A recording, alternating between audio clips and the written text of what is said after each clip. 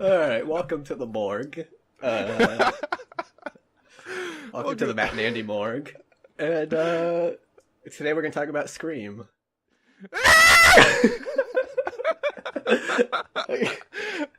Oh my god. I think that's a good opening. Okay, well, sure. Today we're going to talk about Scream. Scream is a hit MTV series available on Netflix in full, in case you're interested. The plot is about the town of Lakewood, which is the site of the original Scream killings in Scream 1. I'm not sure about Screams 2 through 4 or 5 or however many there are. However, Lakewood is terrorized by a masked killer, the Ghostface Killer. As a teenage daughter of the initial Scream movie series, attends high school and attempts to survive the onslaught of the aforementioned Ghostface Killer. Andy, Yes. are you prepared to watch and find out who will survive, who will succumb to the mysterious, maniacal plan of the Demon Boy? You know what? I am. In fact, I've already seen it. Oh my god, me too.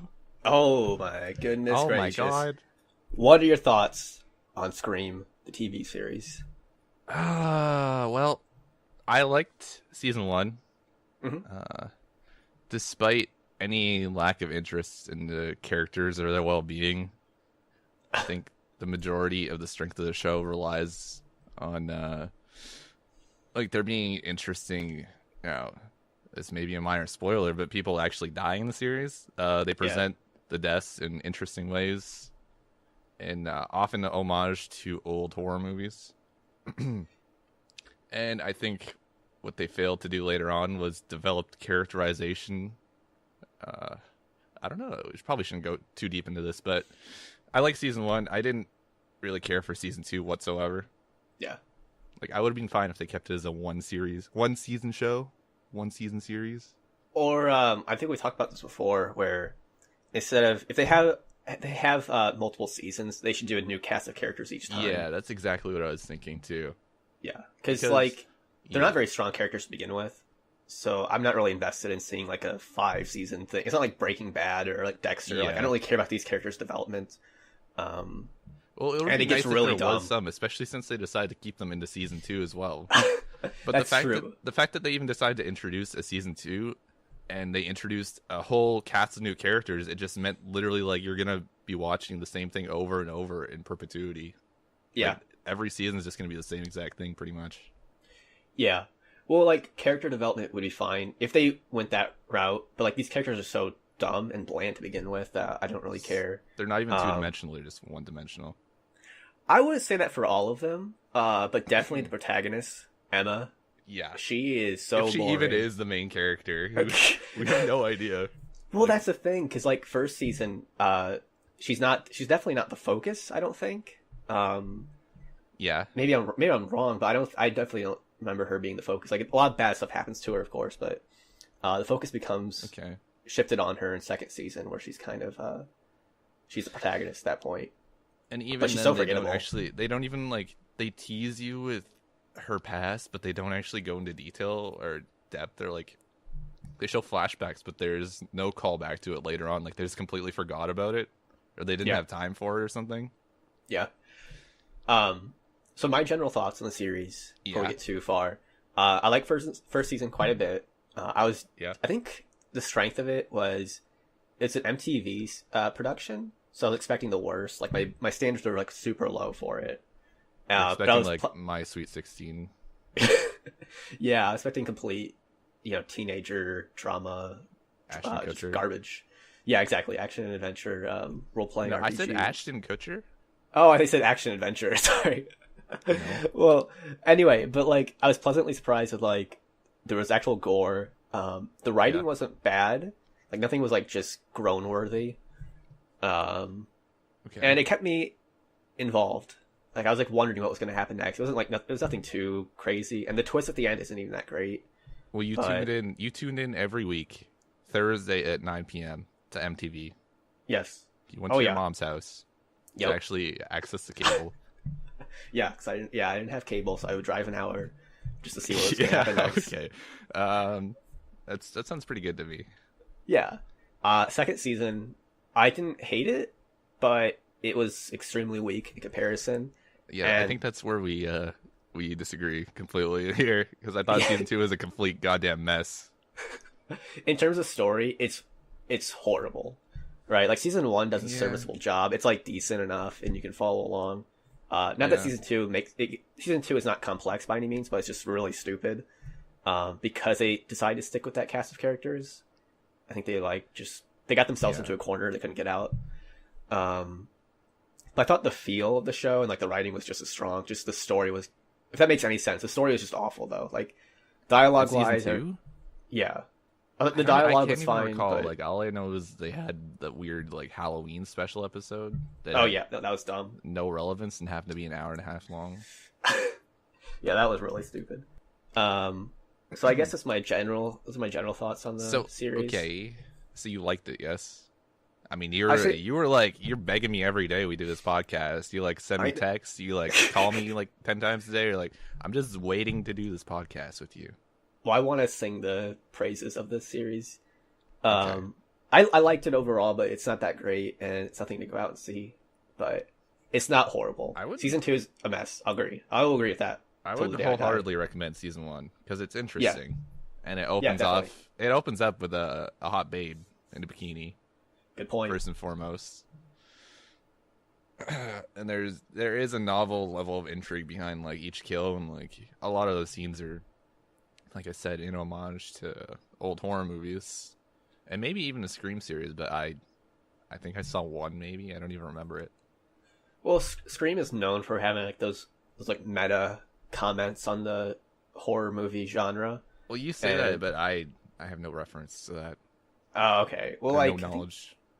I think the end of the first one, I remember very clearly. Like the end of not clearly because I don't remember which Scream it was in, but in one of the ending scenes of one of the Scream movies, all the characters are around a TV and they're watching a horror movie, and they know a killer's out there. It's like I think they're grouped up and they're watching TV or something, and one of the characters is like, I'm gonna go do something. I'm gonna go out and do something. Like, well, don't you know, like, horror movie 101, second you go alone, you're gonna get murdered. Like, they do, like, little things like that. So it's like the Noah character.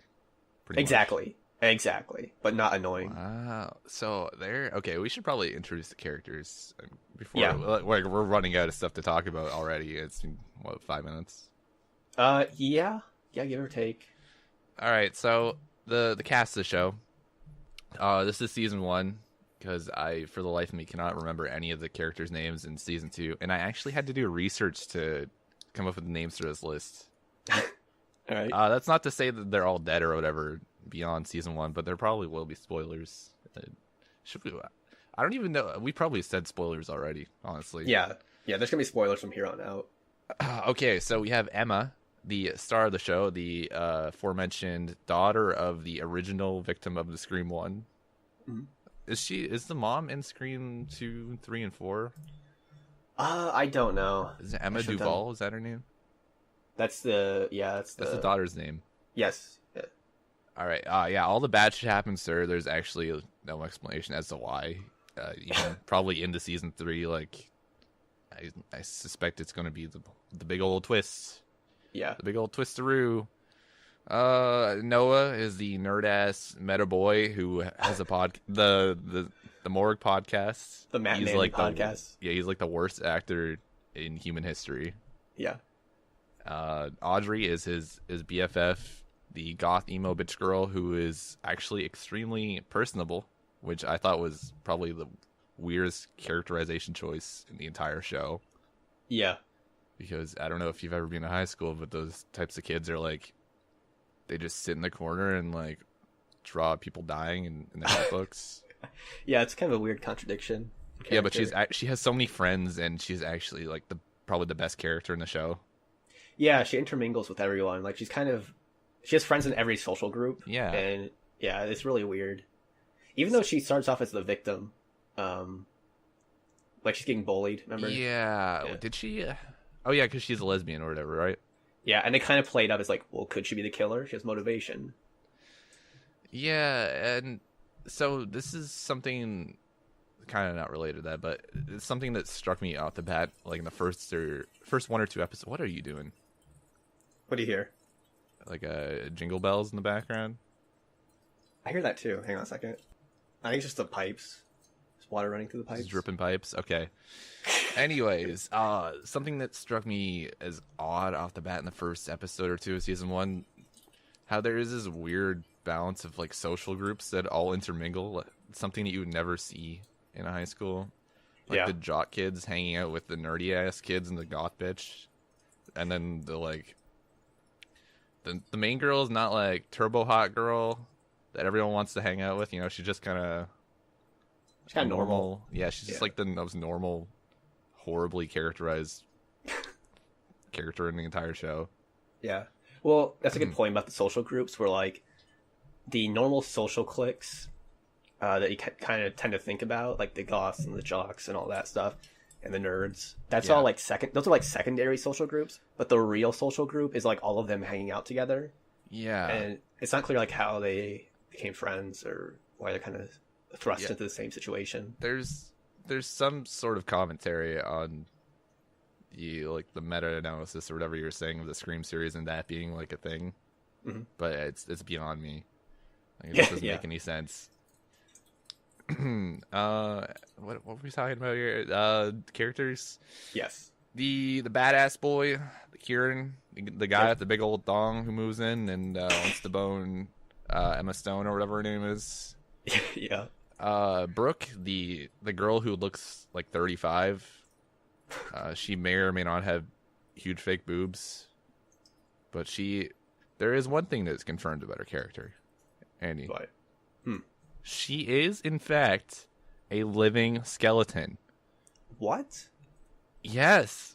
Her bones were soaked in a pool of electrolytes overnight. And then electricity was brought in. And then the bones animated. And then they became Brooke. It's the first instance of a real life Frankenstein's monster. Anyways. All right. The other two members are Jake and Bobby.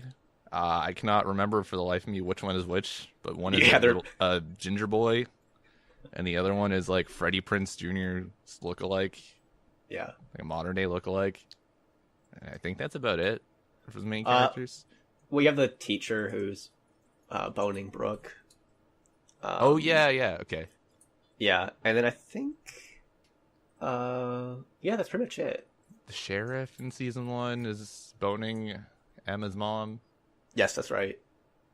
And then you have Brooke's dad, who's like a corrupt politician, and he's the mayor, I think, right? Yeah, and he's getting blackmailed by Brooke's friends, and it's like they try to set up a lot of motivations to kind of play into the whodunit. Yeah, or who's doing it. That was one thing I thought they did pretty well. Yes, definitely. At least in season 1. By season 2, I think I'd completely lost all interest. Yeah, season 2 was just a mess, but we'll get there. Okay. I guess we can go over season two characters, but there's really not much else. Like, do you remember any of them? Kieran's weird cousin. Oh yeah, that's pretty much okay. That's pretty much like only new one I can remember. The short kid. Yeah, like the really he's basically like a weasel man. Like if a weasel were a person, he'd be it. It's human Todd. That's exactly what I was thinking. Pretty much. I think that was pretty much it. The new kid and his new sheriff dad. Yeah, the sheriff played a pretty big role. Yeah. Oh yeah, the new kid and the sheriff. Yeah, the sheriff. Yeah. They both played. I can't remember the kid's name. I can't either. I can't even find. I got the list in front of me. I can't. The black girl, Noah's love interest. Oh yes. I can't think of any. No, I think it's the main ones. I believe. Okay. Yeah, so a lot weaker in comparison. I mean, first season, some of the characters you listed in the first season were like completely disposable, and they treated them as such. Yeah. Like when Emma's boyfriend gets killed. Yeah, the ginger boy. Yeah, it was pretty gruesome, but you're like, who is this again? It's one of those instances where they introduce a love interest, which is the new mysterious boy with the big dick, Kieran. Yeah. They're like, well, he's always going to end up with her, so they're going to kill him off. So there's no real mystery or intrigue coming. Like, Well, the only Maybe... mystery they're trying to What's hint that? at is that the only mystery they're trying to hint at is that Kieran could have killed him, and he could be the killer. Yeah. Well, But also, I guess this is pretty spoilery, but like they try to set up, yeah, like you were saying, they try to set up like the whodunit thing with the ginger kid who was blackmailing the mayor. Yeah. Because he like meets up with him in the middle of like a warehouse or something. Is that when he's captured? I don't even know. Yes. He's captured when he's meeting up with the mayor who he had planned to blackmail. Yes. Yeah. And the mayor had like a gun, like he's ready to shoot the kid. So Oh like my he could God. be a murderer too. Like it's all over the place. Also, we forgot to mention too the true crime novelist. Oh, right, yeah. Yeah, The she's big- in the first season. And like this is where it gets really bad because like it's so like stereotypical to have this like you build up all these great like motivations and you're wondering like hey it could be one of five Yeah. people and at the Yeah. end it's like someone you never even saw coming and it's not even like an interesting twist. It's Makes just no the most sense. minor character. And then Well- well, we've already brought up spoilers, so I mean, Yeah, just big go for it. spoiler. It turns out that it's the novelist or the journalist, Yeah. the journal column writer. I don't know what you call her. I think she writes like true crime or like a blogger or maybe I don't know. Yeah, She she had a writes blog. some great, yeah. What was that site called that she had? Oh, I don't remember. She had a site, right? Yeah, she did.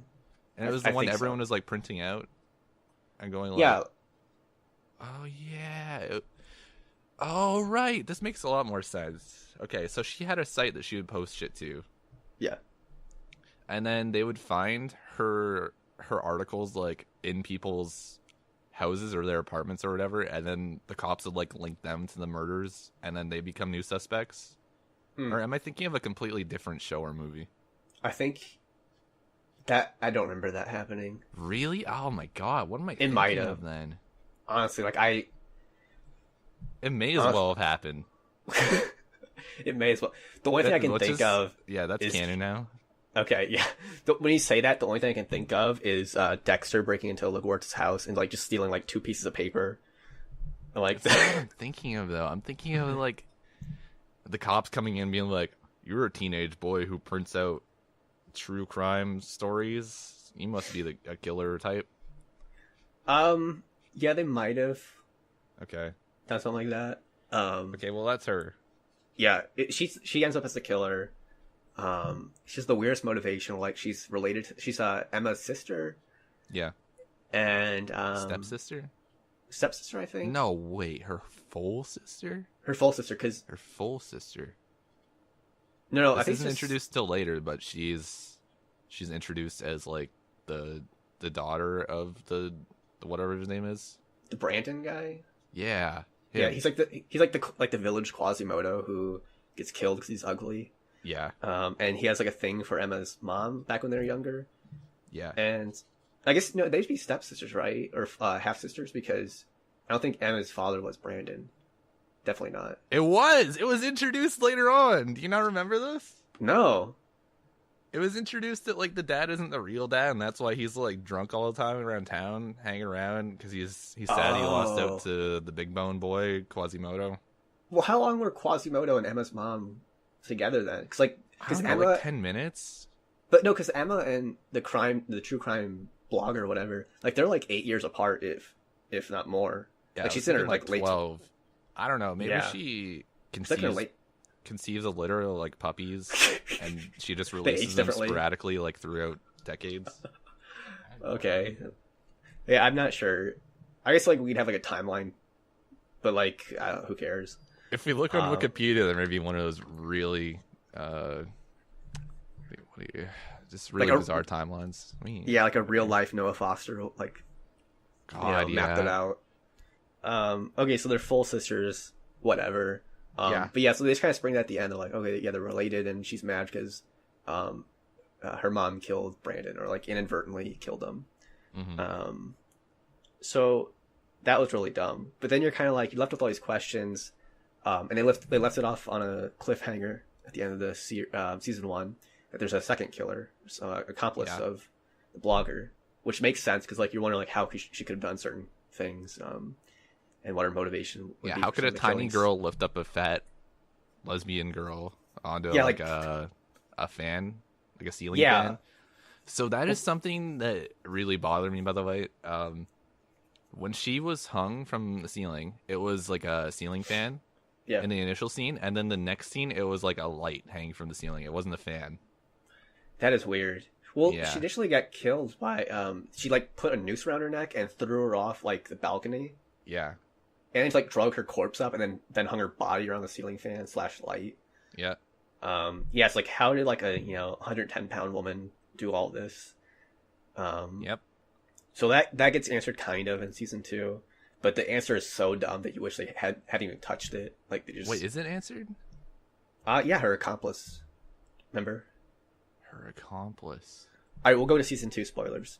Her accomplice is Kieran, the bad boy from Oh, season right. 1, Okay. and they were lovers in L.A. or something. Yeah. And he was Even so mad though that Kieran's like 16 or something at the time. he's only 16, like at that time. Like Yeah. when they're in L.A., he would have been like 14 or something, and she'd be like an up and coming or like even established true crime writer. It's Yeah. like where are they meeting and why are they going out? Like it makes They no met sense. on AOL chat room. I mean, they might have. Cool killer fans. They met on the morgue forum. And they hit it Yeah. off. Yeah, they did. Yeah, so that makes no sense. So he wants to avenge her death in season 2. Well, he wanted to like help her out by helping her kill people in season 1. Yeah. And then when she dies at the end of season 1, he wants to avenge her death in season 2. And he gets killed in the Halloween episode by some new killer. Was who's that the gonna be revealed. Halloween episode? Yeah. Or, yeah, it was. Because the end of season 2 ends with him getting a phone call from the Ghostface killer. Yeah. Okay. And The ghost he's like, killer. He's like, I don't like you using my face or something like that. You're like, uh-oh. No, that's not. You're completely confusing it. No, he died in the one prior to that, like the season finale. No, he died in the Halloween episode. I swear to you. No, he did not, dude. He like I'll they look it up. go to the final, the like weird dance disco club again. He kills his cousin, the Weasel Boy. Yes. He stabs him, and then he gets shot by someone. I don't know who. And then, and then they go on some weird getaway to like the Halloween Island world with like Rich Boy and Mansion Land for some reason, like in a private helicopter. And much like Adam Sandler's movies, I'm pretty sure that was the sole motivation for creating the episode, just to like go on a vacation on an island. Yes. But the reason they take her is because she's grieving the loss of her boyfriend, who happened to be a killer as well. Because she's macking on the rich guy with the bigger dong. Mm-hmm. You know what I mean? Well, hang on. I'm looking up like when he dies. I'm telling you right now. I'm looking at the Scream wiki, and it's never done anything wrong. Oh my In a God. sneak peek of the Halloween special installment, Kieran is escorted to his prison cell and looks up to see the killer in the ventilation system above, indicating that he is coming for him. And then he does get killed by the killer. Oh, I thought he died in the other one. Mm-mm. But anyways, it's revealed that there is another killer. Oh my God! For season 3, coming out soon next month, season 3. This is why we're doing the podcast. Yeah, MTV Happy paid us. Halloween!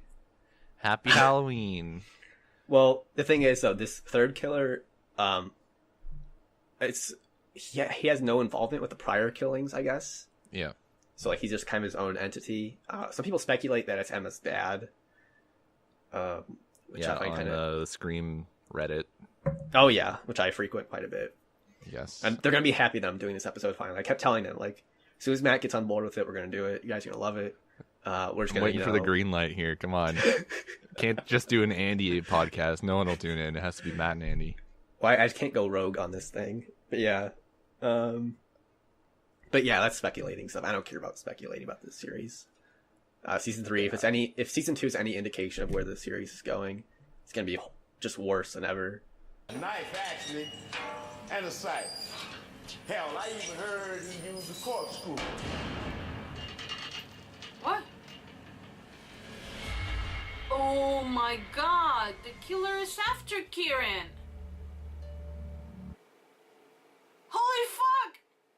Okay. So, I honestly don't think I have anything else to say about the show. Yeah, that's pretty much it. Again, season 1 solid, recommend it. Season 2 was a mess. You'd still recommend it though?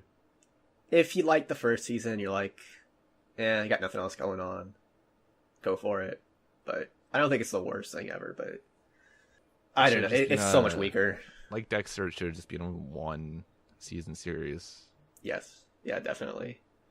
All right, we'll talk about Dexter now for the next hour. Dexter season 6. Oh yeah, the strongest one. This is the strongest season of Dexter. Dexter gets a job as a taxi driver.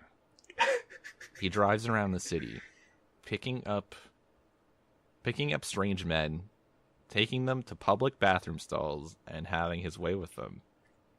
That's right. And then dumping them in. It's revealed that Dexter is a killer. It's revealed in season 6 that Dexter is a killer. This is for the why. first time you see him kill someone on For the screen. first time, he kills a man. Yep. Oh my god. Yeah. Everything was building up to that season. Every other season you thought it was LaGuardia killing everyone. I mean, they had to keep her in for a reason, right? Yeah, exactly. Oh my god. That season. I guess that's pretty much it for Scream. Yeah. We didn't have anything else planned for today. Not really. I mean, Like, I had like a bunch of random movies I wanted to talk about that would take like 5 minutes to talk about, but... I mean, you can list them so I can like go back and listen to this and maybe make notes. Okay, 13 Sins. Pretty Okay. good. It's a Blumhouse production, which... I've been meaning to watch that. it should be bad, but it's actually pretty decent. Okay. Creep, we both saw that. Also And- another Blumhouse production. Yes, but surprisingly good. And Yeah. I want to talk about that later in the future. Well, later in the future, that's redundant, but I'll talk about it later, more in depth. Definitely. But let's see, I'm watching another... I have to like look up a list of like movies I've seen recently because like there's so many bad ones. I've been like recently watching so many movies about just like teenagers going down to Mexico and running into like What? and running like cults of like devil worshippers and getting murdered, and none of them are good. Like found footage or what? No, like they're actually like solid, like not like Solid movies, you said? I was gonna say that, but I stopped myself from saying that. They're actually like filmed traditionally, found Okay. footage. Yeah, they're all pretty bad. But We're that's going to been talk a weird... about the new Blair Witch, which is a masterpiece by every considerable, metric. I want to watch it for curiosity's sake because I've seen the original. I mean, don't even waste your time. It's the same as the first one, except you see like an ET monster running around. I mean, it sounds pretty great. So this is something that a lot of horror movies do. They introduce characters that are so fucking bad that like you hope for them to die. Yes, they And do that that- on purpose. Yeah, they do it on purpose, but it's not a good thing to do. You know they're gonna die. Yeah. You might as well at least subvert expectations like slightly. Well, that's the thing. Like, it's not a good thing to do. I agree. Because what's terrifying about seeing a character dying that the whole time you're hoping they die? Like, it's more Yeah. gratifying than anything. Well, it comes back. I don't know if you've seen Cabin in the Woods. I have. You have? Yes, I have. It comes back to that whole God, there's a word for this. Like the character archetype. The virgin has to stay alive last or whatever. Yeah. If they made it so at the end the asshole survived, I would be so happy with the movie. But I don't think I've seen a single movie that does that. Where like the virgin gets like impaled on a demon's dick and she loses her virginity simultaneously while dying. Yeah. And then And, the dickhead's watching and he's like, I fucking hate her anyways. And then he just like runs off. Yeah. Sucks for you. I'm out of here. Sucks for you. I got a Jeep. I'm getting out of here. But that would also add to like a character arc where like he could see him grow potentially. Like by the end of it, he turns into like a more I don't know, brave person or something like that. Okay, yeah. Like the experience can allow him to grow. I don't know, it'd be more interesting. But also, have you ever seen the remake of The Hills Have Eyes? You'll have to remind me, maybe. It's with the mutants, and there's like 2 German shepherds and a nerd killing the mutants. I in don't revenge. think so. Well, it's pretty good. As far as remakes go in like the early 2000s or whatever, mid 2000s, it's pretty good. Yeah. Have you seen Well, real quick, I have to make my point real quick. yeah. Early on in the movie, like the whole family gets murdered in the worst way possible by the mutants. Okay. And it's really sad because like they're just a nice normal family, like they're not like just assholes getting murdered. So like something like that's more powerful than seeing, you know, just a annoying person get murdered. So anyway, go ahead.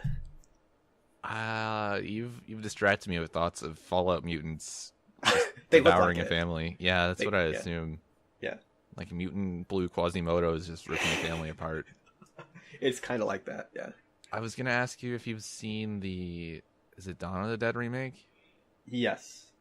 Have you seen? Yes, it? I have seen. Have you seen the original? I've seen bits of the original, but not the whole thing. So the first one was like a really campy non-horror movie. Like it was just supposed to be kind of funny. Mhm. Whereas the second one was like a legitimate horror movie where they actually tried to develop characters. And Yeah. I don't know. I had a point in mind, but I for the life of me cannot remember what it was. Maybe we can talk about that. I'm not sure. Like in the next one. Yeah, no, I would like to. I think it's a good topic to maybe discuss like the tropes in horror movies, like just having annoying characters just for the sake of killing Let's them. have a Cabin in the Woods episode. Yeah, okay, that's fine. I didn't much care for it, but Okay. I think it had some good things about it. But I liked it quite a bit, young man. well, I didn't think it was bad, but I think it was kind of overrated. My expectations were so built up by everyone. I knew nothing about it. I thought it was a horror movie when I had turned it on. Oh yeah. Yeah. Okay. My expectations or my disappointments come from it not doing enough of what I thought it was going to do. Are you like kidding? Like commenting on the genre. I swear. Cause, like, That's what the whole thing is, though. It doesn't do it well enough, though. The whole thing is satire, and everything is in reference to another movie, too. You probably didn't pick up on most of it, too. I wouldn't say that. I just think it didn't do it well enough. Oh my god, you're out of your fucking mind. All right, Joss Whedon. Good lord, God. My girlfriend put on Buffy the other day, which I believe he directed. He had some involvement, yeah. I think he directed that and the other one, the Demon Boy Angel or whatever it is. Yeah. Oh, okay. And you loved it. So no, there were just dogs running around like licking my face. I couldn't even watch it. Like licking my eyeballs one at a time. I had to open one eye, then the other, and then the other. You know. Yeah. Okay. Any other movies? That's pretty much it. Okay. No, that's pretty much it. I don't have a list in front of me. If I did, I'd have a lot more. But hopefully, we'll discuss more of them in depth later. Scream TV, MTV. Go watch MTV's Dude Pimp My Car. Check out the new season of Scream. It airs right after the new series or new season of Dude, Where's My Pimped Out Car? Check it out. How I Met Your 16-Year-Old Mother. Dude, where is my... I can't think of any MTV series anymore. They've all changed. They're like, Dude, where's my Scream? There we go. God, Dude, where's my car? Is not even MTV, is it? It's just Ashton Kutcher. No, that was... Oh, yeah, that's an Ashton God, Kutcher movie. I actually tried to watch that the other year, I guess now. Holy Christ. Yeah. I got through probably like 20 minutes of it before throwing up violently. As a kid, I found it funny, but I also thought... God, what was wrong with you? I also thought Little Nicky was funny, too. So, I mean... God, what the hell? The only kid I knew that liked Little Nicky was also named Nicky, and he liked it for the likeness. It's like, yes, my claim to fame. Pretty much. Well, that's the Matt Nanny podcast for you. Hope you enjoyed it. That's episode 3. Come back for episode 4. like season 3 of Scream will be, it was pretty good. Okay, see you later. All right, end it.